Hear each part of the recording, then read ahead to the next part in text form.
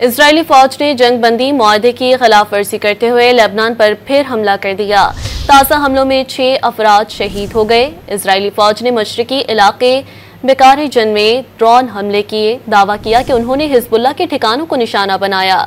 Intelligence मालूमात की बुनियाद पर होने वाले हमलों का मकसद हिजबुल्लाह के असलहे के ज़खायर को तबाह करना था।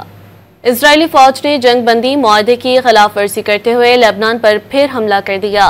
ताज़ा हमलों में 6 अफराद शहीद हो गए। इजरायली फौज ने मशरिकी इलाके बेकारी जन में ड्रोन हमले किए, दावा किया कि उन्होंने हिजबुल्लाह के ठिकानों को निशाना बनाया। इंटेलिजेंस मालूमात की बुनियाद पर होने वाले हमलों का मकसद हिजबुल्लाह के असलहे के ज़खायर को तबाह करना था। इजरायली फौज ने जंगबंदी मुआहदे की खिलाफ वर्जी करते हुए लेबनान पर फिर हमला कर दिया। ताज़ा हमलों में 6 अफराद शहीद हो गए। इजरायली फौज ने मशरिकी इलाके बेकारी जन में ड्रोन हमले किए, दावा किया कि उन्होंने हिजबुल्लाह के ठिकानों को निशाना बनाया।